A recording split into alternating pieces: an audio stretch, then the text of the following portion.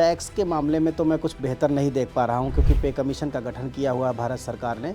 अभी जो हम देखना चाह रहे हैं कि 1 फरवरी को उस फंड एलोकेशन की जो व्यवस्था है वो हमें देखने को मिल सकती है इस बार के बजट में।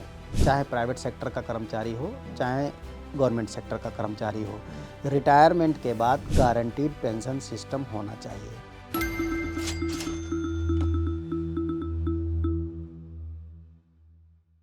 तो बजट के दिन ज्यों-ज्यों करीब आ रहे हैं वैसे ही देश की बड़ी आबादी नौकरी पेशा मतलब सरकारी नौकरी में जो लोग हैं, जो प्राइवेट इंडस्ट्री में काम कर रहे हैं, और बाकी देश की बड़ी आबादी का ध्यान इस तरफ है कि क्या कुछ पिटारे से निकलने वाला है। समय बहुत आगे बढ़ चुका है। पहले बजट में रेल बजट की अलग से चर्चा होती थी कि रेलवे में क्या कुछ मिलने वाला है, वो सब एक साथ ही आता है। तो ये जो इस बार का जो बजट आने वाला है और उससे पहले किन किन चीज़ों पर ध्यान रहने वाली है, कौन कौन से किन वर्गों के लिए कुछ खास चीजें आती हुई दिख रही हैं, इसके बारे में हम लोग चर्चा करेंगे। और इसके लिए मंजीत सिंह हमारे साथ हैं, डॉक्टर मंजीत सिंह हमारे साथ हैं। आप राष्ट्रीय अध्यक्ष हैं all India NPS employees federation के, और पैनी निगाह रखते हैं कि सरकार की तरफ से सरकारी कर्मचारियों को और बाकी लोगों को क्या कुछ मिल रहा है, क्या कुछ चल रहा है उस हलके में। जब भी मैं इनसे मिलता हूं जानकारी दुरुस्त हो जाती है। तो ये बातचीत अगर आप आखिर तक देखेंगे तो खुद अगर आप सरकारी नौकरी में हैं या आपके परिवार में कोई है तो बहुत सारी चीज़ें ऐसी पता चलने वाली हैं जो शायद इस बातचीत को देखने से पहले तक आपको नहीं पता होगी, हम ये उम्मीद करते हैं। सबसे पहला सवाल मेरा आपसे यही कि जैसे मैंने शुरू ही किया कि बजट आने वाला है जी। हर साल जब बजट की घोषणा होती है, जब बजट भाषण वित्त मंत्री पढ़ती हैं, उसके पहले हलवा बनता है, देश की बड़ी आबादी को उम्मीद रहती है कि हमारे लिए कुछ आने वाला है। मैं आपसे एक सवाल अगर यही पूछूं कि क्या कुछ आते हुए देख रहे हैं आप बजट से? विकास जी, वैसे तो पूरे देश को ही इंतज़ार रहता है फरवरी के महीने में, और कर्मचारियों का खास करके, क्योंकि लंबे समय से अगर पिछली बार की मैं बात करूं तो पिछली बार 12,75,000 तक के जो सैलरीड लोग हैं उनको टैक्स के दायरे से बाहर करने की एक कवायद शुरू की थी भारत सरकार ने। तो टैक्स के मामले में तो मैं कुछ बेहतर नहीं देख पा रहा हूं, क्योंकि पे कमीशन का गठन किया हुआ है भारत सरकार ने। लेकिन हाँ, पे कमीशन के गठन का जो नहीं, इसकी भी चर्चा है। सॉरी मैं बीच में रोक रहा हूँ। इसकी भी चर्चा मैं कई जगहों पे पढ़ रहा हूँ कि ये जो टैक्स स्लैब वाली चीजें हैं वो बदल सकती हैं और 12 लाख की जो लिमिट है वो बढ़ सकती है। ऐसी कोई उम्मीद आप नहीं देख रहे? नहीं, मैं इसमें कुछ कहूँगा नहीं, क्योंकि मुझे नहीं लगता कि अभी सरकार, क्योंकि पे कमीशन जब अनाउंस कर दिया है, कमेटी बैठ चुकी है, ऑफिस मिल चुका है, उस पर काम होगा तो नई सैलरी स्ट्रक्चर डेवलप होंगे, तो मुझे लगता है कि वो नए सैलरी स्ट्रक्चर के डेवलप होने के बाद ही नई चीज़ें आएंगी। तो वो उसको मैं नहीं देखता हूँ। ये है कि इस बार चूँकि 15 जनवरी को पे कमीशन के गठन का अनाउंसमेंट किया गया था और अक्टूबर के लास्ट में आधिकारिक तौर पर कमीशन का गठन कर दिया गया है। 1 साल लगभग हो गया, अभी 1 साल से बल्कि 2-4-6 दिन ज़्यादा हो गए हैं। और उस समय अगर आपको याद हो तो माननीय अश्विनी वैष्णव जी, जो कि रेल मंत्री हैं, उनके माध्यम से ऐलान हुआ था।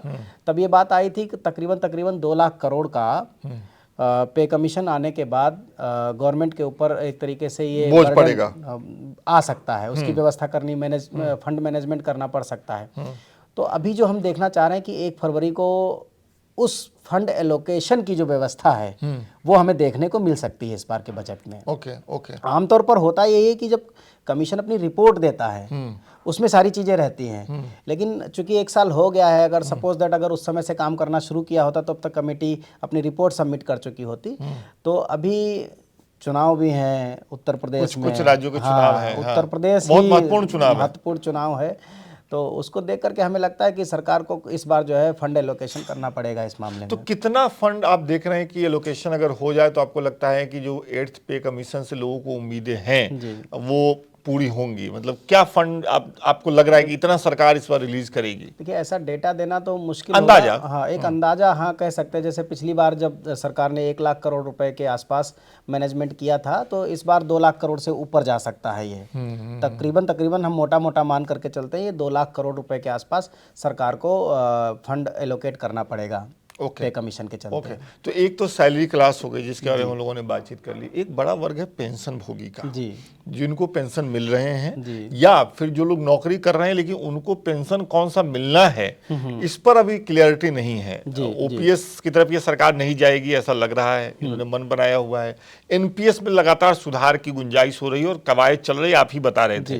तो थोड़ा उस बारे में बताइए कि क्या लग रहा है आपको, इस ओपीएस एनपीएस से रिलेटेड बजट में कुछ हो सकता है, कुछ दिख रहा है? जी जी, इस पर देखिए अभी 13 जैन को भारत सरकार ने, बल्कि पीएफआरडीए ने, pension fund regulatory and development authority जो एक्ट है हमारा, उस प्राधिकरण ने एक एक्सपर्ट कमेटी का गठन किया है। 15 सदस्यीय होगी वो कमेटी। तो आप जानते हैं कि 1 अप्रैल 2025 से यूनिफाइड पेंशन स्कीम को लाया गया था। फिर 30 जून उसकी लास्ट डेट थी। 30 जून से बढ़ा करके 30 सितंबर किया, 30 सितंबर से बढ़ा करके फिर उसको 30 नवंबर किया। फिर भी कर्मचारियों ने उस तरफ रुझान नहीं दिखाया है। उनको कोई ये अट्रैक्टिव स्कीम लगी नहीं, जस्टिफाइड नहीं लगी। तो एक तरीके से यूनिफाइड पेंशन स्कीम कहीं ना कहीं फेल हो गई। अभी हम लोगों की लगातार डिमांड चल रही है ओल्ड पेंशन स्कीम की। सरकार ओपीएस की तरफ तो नहीं जा रही है, लेकिन उसकी तरफ कदम तो धीरे धीरे बढ़ ही रहे हैं। कैसे? तो जैसे कुछ कदम बताएं अगर आप। हाँ देखिए, अगर मैं आपको कहूँ कि जो कर्मचारियों की मेन जो डिमांड है वो ये है कि कर्मचारी का रिटायरमेंट हो, वॉलंटरी रिटायरमेंट हो या कंपलसरी रिटायरमेंट हो, कैसा भी रिटायरमेंट हो, कर्मचारी को उसका हिस्सा वापस मिल जाए। ये उसकी पहली डिमांड है। दूसरी डिमांड ये है कि जब भी वो रिटायर हो या जब भी वो वॉलंटरी रिटायरमेंट ले या जब भी उसको कंपलसरी रिटायर कर दिया जाए, हर परिस्थिति में उसको अंतिम वेतन का 50% प्लस महंगाई भत्ता के रूप में पेंशन मिलना शुरू हो जाए। अच्छा। तो सरकार ने 3-4 बदलाव किए। ऐसे समझिए कि सबसे पहला जो बदलाव किया था 1 अप्रैल 2019 को, पहला अपना कंट्रीब्यूशन बढ़ाया, 10 से बढ़ा करके 14 किया। फिर दूसरा जो उसने बदलाव किया वो बहुत इम्पॉर्टेंट है, वो था 30 मार्च 2021 को। सरकार ने ये कहा कि कोई भी कर्मचारी अगर सेवा काल के दरमियान मर जाता है या उसकी डिसेबिलिटी हो जाती है, तो ऐसी परिस्थिति में कर्मचारी का जितना अंशदान था ब्याज सहित उसके परिवार को दे देंगे और 50% पेंशन यानी ओल्ड पेंशन वाली वो देते रहेंगे। वो ये नियम अभी भी चल रहा है। ठीक है। फिर सरकार 1 अप्रैल 2025 को यूनिफाइड पेंशन स्कीम लेके आई। यूनिफाइड पेंशन स्कीम में उसने ये कहा कि अगर 25 साल की नौकरी करते हैं तो हम आपको गारंटीड 50% पेंशन देंगे। ओके। ठीक है ना, यानी ओपीएस की तरफ वो आई। लेकिन उसमें उसने शर्त लगा दी कि जो कर्मचारी का अंशदान जो इतने दिन तक आया है, सपोज दैट 25 साल ही नौकरी करके रिटायर हो गया, तो वो अंशदान सरकार ले रही थी। ये एक सबसे बड़ी मैं समस्या समझा थी। नहीं, मतलब जैसे कि किसी कर्मचारी ने 25 साल नौकरी की, ठीक है, और रिटायर हो गया, तो 25 साल तक हर महीने उसने अपनी सैलरी का 10% कंट्रीब्यूट किया है। ठीक है। सरकार ने 14% कंट्रीब्यूट किया है। तो ये जो 10 + 14 मिलकर के जो इकट्ठा हुआ, ये सब सरकार ले लेगी, फिर उसको 50% पेंशन देगी ओपीएस की तरह। ओके। तो यहाँ पर दिक्कत ये थी कि कर्मचारी का हिस्सा भी सरकार छीन रही थी। हालांकि उसने ये कहा कि इस पैसे में से कुछ हिस्सा हम आपको वापस करेंगे लमसम अमाउंट के रूप में। तो वो जो लमसम अमाउंट को आप कैलकुलेट करते हो वो तकरीबन कर्मचारी के हिस्से का ही 20% बैठता है। यानी कि कर्मचारी का 80% जो पैसा है वो सरकार ले लेती है। तब जाके उसे 50% हम देंगे। Yes yes. तो एक तरह से देखा जाए, इसका विरोध किया आप लोगों ने? उसका हम लोगों ने फिर विरोध किया। अच्छा। यूनिफाइड पेंशन स्कीम फेल हो गई। तब जाकर के अभी इन्होंने 13 जनवरी को जो पीएफआरडी ने एक हाई लेवल एक्सपर्ट कमेटी गठित की है, और उस एक्सपर्ट कमेटी को ये निर्देश दिए गए हैं कि वो एश्योर्ड यानी कि गारंटीड पे आउट सिस्टम ईजाद करे एनपीएस में ही। ओके। तो एक तरीके से ऐसे समझिए कि जो यूनिफाइड पेंशन स्कीम की जो व्यवस्थाएं हैं या जो प्रोविजंस हैं उनको एनपीएस में ही इंडोर्स कराना, न्यू पेंशन स्कीम। हाँ, उसी में डालना। यानी कि एक कोई ऑप्शन ऐसा देंगे जिससे कि कभी भी एनपीएस का कर्मचारी जो चाहेगा उसे यूनिफाइड पेंशन स्कीम जैसी सुविधाएं मिल जाए, और कुछ पहले से बेहतर करेंगे। तो हमें भरोसा है कि ये ओपीएस जैसा ही मॉडल आएगा। अच्छा, नाम ओपीएस नहीं होगा, मतलब सीधे वहां तक नहीं जाएंगे, लेकिन घूम फिर के वहां जाएंगे, आपको ये उम्मीद है? ओपीएस नाम तो कभी था ही नहीं, वो तो हम लोगों ने हाँ, दिया है नाम। कहने का मतलब कि जो पुराना सिस्टम था वो हूबहू उसको नहीं एक्सेप्ट करेंगे, लेकिन उसके आसपास तक चले जाएंगे, आप लोग ले जाएंगे सरकार को। देखिए, हम तो ये मानते हैं कि मोर देन 90% वो वहां तक जाना ही जाना पड़ेगा उनको। 80% तक तो वो पहुंच चुके हैं। अच्छा। यूपीएस के माध्यम से। अच्छा। प्रॉब्लम ये है कि उन्होंने जो 25 साल की जो केपिंग लगाई 50% पेंशन के लिए, तो सेंट्रल गवर्नमेंट एम्प्लॉइज के लिए वो बड़ा चैलेंज नहीं है। प्रॉब्लम ये है कि बहुत सारे स्टेट्स में जो कर्मचारी हैं 10-15 साल की नौकरी करने के बाद रेगुलर हुए, उनकी नौकरी 25 साल की नहीं हो पाएगी। ये दिक्कत आ रही है। तो सरकार को उन कर्मचारियों के लिए स्पेशल प्रोविजन करने पड़ेंगे, उनकी पीछे की नौकरियों को कंसीडर करना पड़ेगा। ये चक्कर है। इसमें एक चीज और आती है कि ये तो सारी बातें सरकारी नौकरी वाले लोगों के लिए हो गई, लेकिन देश की बड़ी आबादी है मजीद जी जो प्राइवेट सेक्टर में काम कर रही है, और उनके लिए भी हम देखते हैं बैंक में वो मोबाइल पे नोटिफिकेशन आता है, एनपीएस से जुड़ जाइए, तमाम चीजें। तो प्राइवेट सेक्टर में काम करने वालों के लिए क्या सुविधाएं कुछ है भी, या फिर वहां सब कुछ स्थिर है पहले जैसा ही? अभी एनपीएस में अगर आप देखें 1-2 महीने पहले एक बड़ा बदलाव किया था। प्राइवेट सेक्टर के लिए उन्होंने कहा था कि 80% तक वो निकासी कर सकते हैं अपने रिटायरमेंट पर। तो बहुत सारे परिवर्तन उन्होंने किए हैं एनपीएस में। लेकिन मैं ये समझता हूँ कि चाहे प्राइवेट सेक्टर का कर्मचारी हो, चाहे गवर्नमेंट सेक्टर का कर्मचारी हो, रिटायरमेंट के बाद गारंटीड पेंशन सिस्टम होना चाहिए। वो भी टैक्स दे रहा है, सरकारी कर्मचारी भी टैक्स दे रहा है। तो एक रिटायरमेंट के बाद कैसे भी फंड को मैनेज करें, चाहे कंपनियां भी उसके लिए थोड़ा बहुत मैनेज करें, कुछ सरकार उसमें सपोर्ट करे, लेकिन रिटायरमेंट के बाद एटलीस्ट बेसिक सैलरी का 50% उसे पेंशन की व्यवस्था होनी चाहिए। अच्छा, वैसे तो हम लोग बजट पे बातचीत करने वाले, लेकिन चूंकि एनपीएस पे इतनी बात हो रही है, तो एक तो एनपीएस है, सीधा सीधा एनपीएस है, और दूसरा हम देखते हैं कि हर कंपनी आजकल वो एक फंड लेकर के आई है, रिटायरमेंट फंड बोलते हैं उसको, रिटायरमेंट प्लान बोलते हैं, अलग अलग नाम से कंपनियां बेच रही हैं उसको। तो क्या कहेंगे आप, मतलब आपने अगर तुलना किया है तो एनपीएस में पैसा लगाना बेहतर है अगर कोई रिटायरमेंट प्लान कर रहा है, या फिर ऐसे किसी कंपनी में लगाना ज़्यादा बेहतर है? देखिए, एनपीएस का मतलब बस इतना ही है कि उस फंड को गवर्नमेंट मैनेज कर रही है। प्राइवेट किसी लॉस वहाँ भी हो सकता है, वहाँ भी हो सकता है, वहाँ भी उन्होंने फंड मैनेजर बिठाए हुए हैं। 3 फंड मैनेजर जिनको आप एलआईसी, यूटीआई या एसबीआई कहते हैं, वो भारत सरकार के पब्लिक सेक्टर जो अंडरटेकिंग्स हैं, उनके अपने फंड मैनेजर्स हैं, उनकी अपनी टीम है, वो मैनेज करती है। प्राइवेट सेक्टर में प्राइवेट लोग मैनेज करते हैं। बात दोनों जगह एक ही है। लॉस प्राइवेट में भी हो सकता है, सरकारी में भी हो सकता है, और बेहतर से बेहतर फंड को मैनेजमेंट करने के तरीके वो लोग निकालते हैं। लेकिन मैं यही कहूँगा कि देखिए 2020 में समझना पड़ेगा इसको, थोड़ा सा मैं पीछे चल रहा हूँ। 2020 में कैग की, यानी कि सीएजी की, controller auditor general of India की एक रिपोर्ट आई थी एनपीएस के मामले में, और उन्होंने एनपीएस सिस्टम, पूरे एनपीएस सिस्टम को 5-6 पैमाने थे उस पर पूरी तरीके से फेल घोषित किया था। वो 52-54 पेज की रिपोर्ट है, कभी भी आप गूगल करेंगे आपको मिल जाएगी। और उसमें 2-3 चीज़ों की वकालत की गई थी। पहली जो वकालत थी वो ये थी कि उसमें मार्च शुरू किया जाए। मार्च का मतलब मिनिमम एश्योर्ड रिटर्न स्कीम। तो एटलीस्ट उन्होंने ये सुझाव दिया था कि जो 10% कर्मचारी डालता है, 14% सरकार डालती है, कम से कम कर्मचारी के अंशदान पर मिनिमम एश्योर्ड रिटर्न, जैसे कि जीपीएफ में होता है 6%, 7%, 8% जो भी है, उसकी गारंटी दी जाए। तो ये व्यवस्था पहले भी कैग ने सुझाई है, और उन्होंने कुछ उसमें आमूलचूल परिवर्तन करने की बात कही है। लेकिन 2020 से लेकर के 2025 के अंत तक वो चीज़ें अमल में नहीं आई। बहुत बार मीडिया में भी आई कि सरकार अब मार्च लेकर के आएगी। अब 13 जनवरी को उसी पैकेट को दोबारा खोला गया है। अच्छा। ये कुछ नया नहीं है। इस बार उसको एश्योर्ड पे आउट सिस्टम फ्रेमवर्क डेवलपमेंट तैयार करना, मतलब फ्रेमवर्क डेवलपमेंट करना, ये नाम दे करके, मतलब पैकेट पुराना ही है, नाम नए नाम से उसको लॉन्च किया गया। लेकिन हम फिर भी स्वागत करेंगे सरकार का कि जो एश्योर्ड पेंशन सिस्टम है अगर आप ले आते हैं। देखिए, मैं ये कहूँगा और कि ये सिस्टम अगर आता है तो माफ करिए, तो ये सरकारी नौकरियों में जो लोग हैं और प्राइवेट दोनों को, बिल्कुल दोनों के लिए होगा ये? बिल्कुल ऐसा तो नहीं होगा कि सिर्फ सरकारी नौकरी? नहीं, ये जो पीएफआरडीए ने जो हाई लेवल एक्सपर्ट कमेटी गठित की है, ये पूरे एनपीएस सिस्टम को रिव्यू करेगा। ओके। और एनपीएस सिस्टम केवल सरकारी का नहीं है, टियर 1 है, टियर 2 है, अटल पेंशन योजना है, उसी में एनपीएस वात्सल्य है, उसी में एक एनपीएस की और पॉलिसी है। 5 मतलब एनपीएस एक ब्रॉडर प्लेटफार्म है, उस पर कई सारी योजनाएं रन कर रही हैं। वो इन सब में एश्योर्ड पे आउट की जिम्मेदारी संभाले,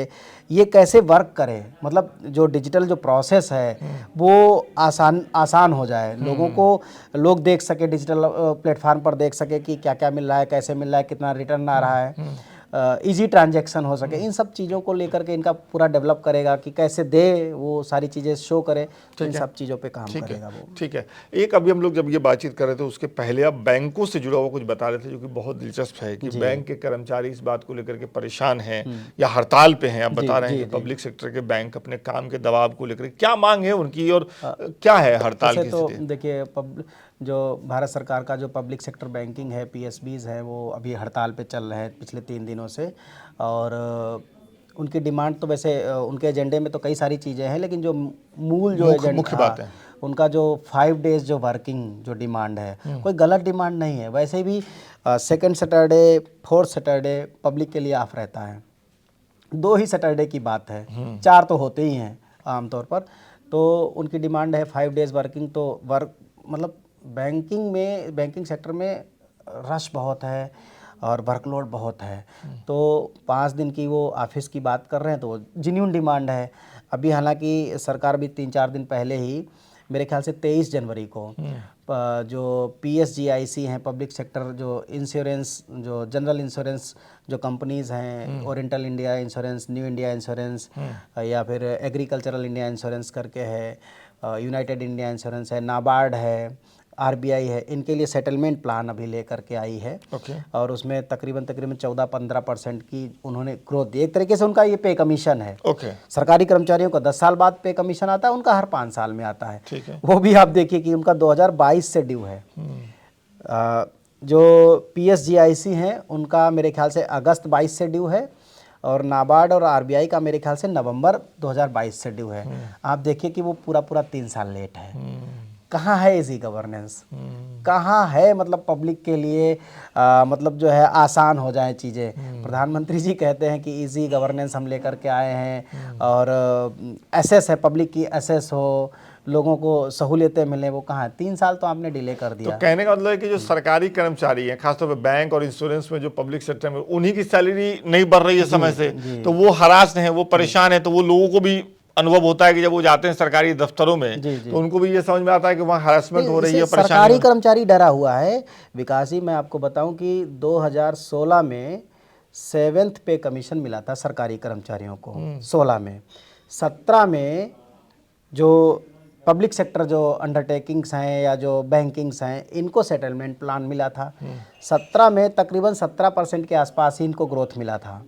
14% सरकारी कर्मचारियों को मिला था एक्चुअल में। हालांकि सरकारी डेटा में वो 24% के आसपास है, हकीकत में हमको वो 14-15% मिला।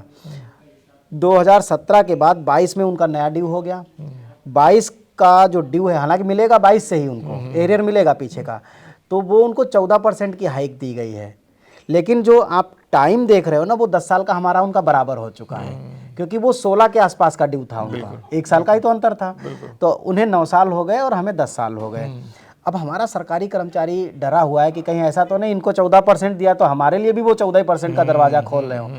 तो ये एक बहुत बड़ा सवाल है। एक आखिर में एक सवाल मेरा आपसे ये है कि जैसे हम लोग अब बजट कुछ ही दिन में आने वाले हैं, तो एक सवाल मेरा ये ओपन एंडेड मैं इसको रखना चाह रहा हूँ कि कुछ भी ऐसा जो आपको लग रहा है कि इस बजट के बाद कर्मचारियों के लिए बदलने वाला है, या कुछ नया आने वाला है जो अभी तक हम चर्चा नहीं कर पाए, जिस पर मेरी नजर नहीं गई, या हो सकती है बाकी पत्रकार भी उसको नोटिस नहीं कर पा रहे हो कि ये कुछ बदलाव दिख रहे हैं जो होंगे शायद, वो आप बताना चाहते हैं? एक ही बात मैं कहूँगा कि पे कमीशन पर इस बजट में खुल के ऐलान होने की ज़रूरत है, फंड एलोकेशन की ज़रूरत है, ताकि लोगों को भरोसा हो सके सरकार पर कि सरकार उनकी बेहतरी के बारे में सोच रही है। पैसा मिलेगा, मतलब पैसा मिलेगा। अगर फंड एलोकेशन नहीं होता है तो उसका क्या मतलब होगा? हाँ, नहीं हुआ तो क्या मतलब होगा? नहीं, आप 1 साल से ज़्यादा कर दिया आपने, 15 जनवरी को अनाउंसमेंट किया था, उस लिहाज से अब तक फंड एलोकेशन हो जाना चाहिए था। 1 साल में कमेटी अपना काम करके रिपोर्ट सबमिट कर देती, तो उसके लिहाज से अब तक भारत सरकार को वो फंड जारी करने पड़ते। तो अगला जो बजट आएगा वो 1 फरवरी 2027 को आएगा। हम उससे पहले रिपोर्ट सबमिट करने की बात कर रहे हैं। तो बीच में बजट नहीं होगा जब आपके पास, तो कर्मचारियों को फिर बढ़ा हुआ पैसा मिलेगा कैसे? अच्छा, मैं तो हम सरकार को अगर अपनी मंशा, मतलब जो उसकी मंशा है, अगर कर्मचारियों के बीच में साफ सुथरी भेजनी है, तो इस बार इसके बजट में 1 फरवरी 2026 को 8वें पे कमीशन के नाम पर अनाउंसमेंट करने होंगे, बजट एलोकेशन करना होगा, ताकि ये क्लियर हो जाए कि जब रिपोर्ट सबमिट होगी तो वो बढ़ा हुआ पैसा लोगों को मिलेगा, अगले बजट का नहीं इंतजार करना पड़ेगा। आप ये कह रहे हैं जो देरी पहले हो चुकी है वो और न देर हो।